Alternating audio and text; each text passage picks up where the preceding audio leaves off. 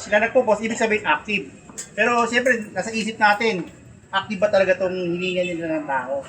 Siyempre, nag-iisip din tayo bago tayo magbigay ng tulong. So, sa pamamagitan nito, malalaman natin kung active ba itong tao na to kasi ito ay required na po kasama sa requirements. Kapag hihingi ka ng tulong sa national, so kailangan naka-attach na po yung ID. So, ano ba nakalagay dito? Meron din sa likod yung QR code.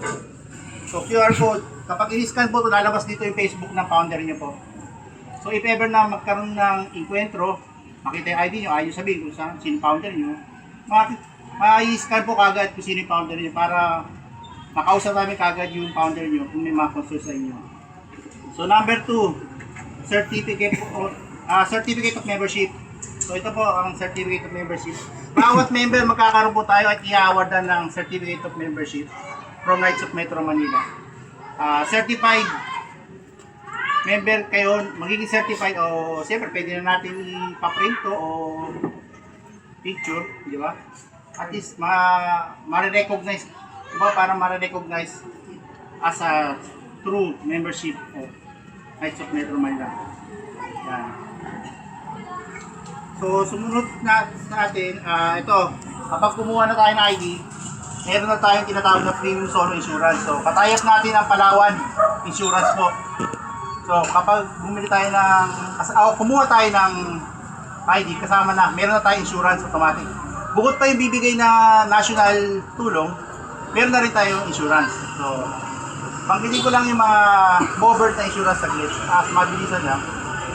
So, covered na ito. So, kapag na-aksidente kayo o napatay kayo, siyempre murder kayo, hindi natin alam, may makakaaway pala tayo, hindi natin alam.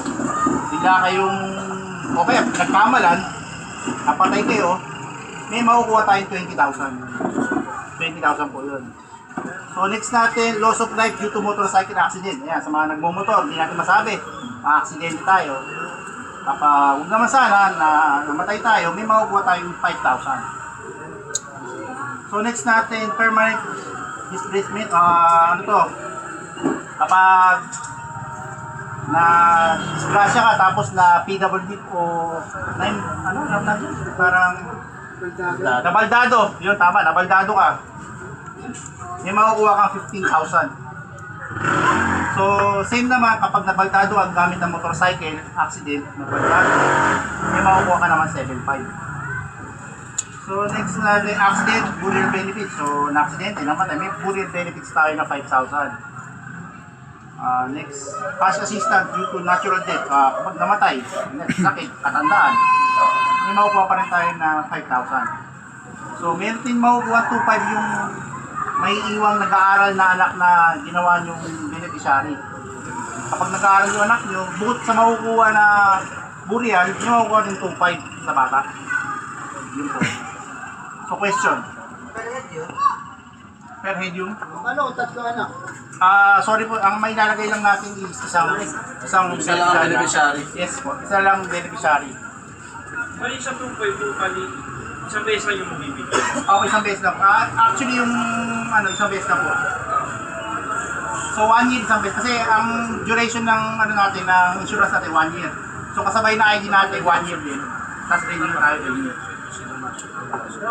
Question pa? Sample sa edad. Limit. Wala naman po nakalagay dito na age limit. Unless nag-aaral po. Oo po, nag-aaral. Basta nag-aaral po yung bata. Yung mismo miyembro na nagpapaisyon. Wala naman,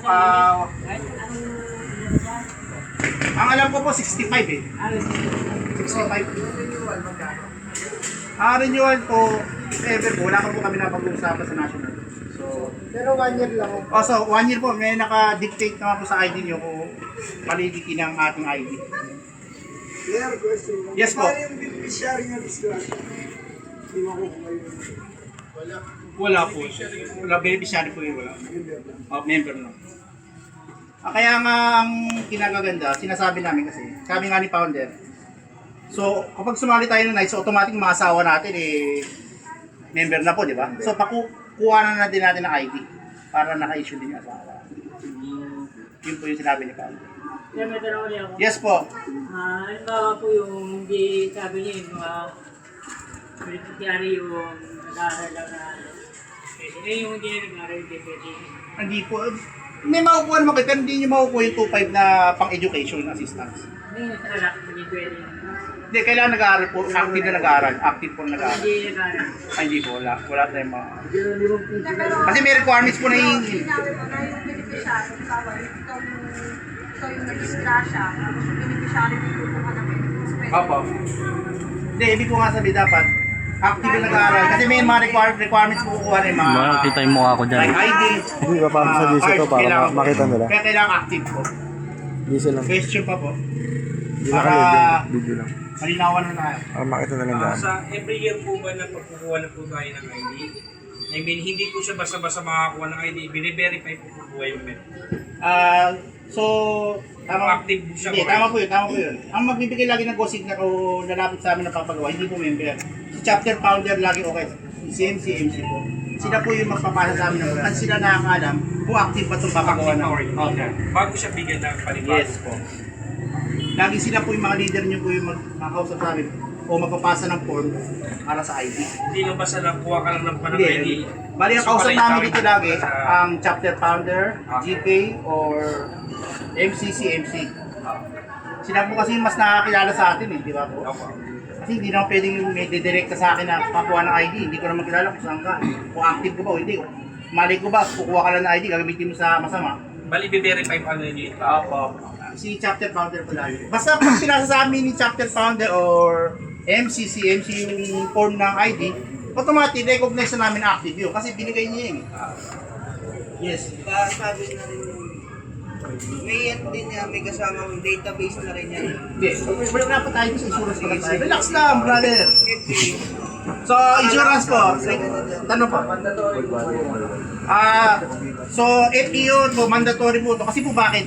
Sabi na natin hindi siya mandatory. Sabi natin hindi Pero, ang sabi nga po dito nakalagay, hindi na tayo makakahingi o makakalapit sa national kapag wala tayong ID. So, kahit sabihin natin hindi mandatory, so requirements pa rin ito. Mandatory pa rin. Paano lumalabas? Mandatory na rin. Lumalabas lagi mandatory. Pero wala kang ID, wala kang tulong. Opo, ganun lang po yan. Walang ID, hindi ka ma-recognize ka sa... Pero paano yan kung nag-asawa ko ayaw kumuha ng ID? Ang issue yun. Okay lang po, okay lang. Kasi sakop niya naman. Kaya ba naman po, ba't mas malaki yung may sakit sa 20,000 na marireceive kaysa dun sa nakakagay sa Hindi, ang nakalagay dito sa 20,000 po, yun yung pinatay ka ng murder. Yung sinadya. Yung sinadya, yung Yung mga patay Opo, sinadya ko po, yun po, murder. Oh, gusto mo na ba, Bong? Yes,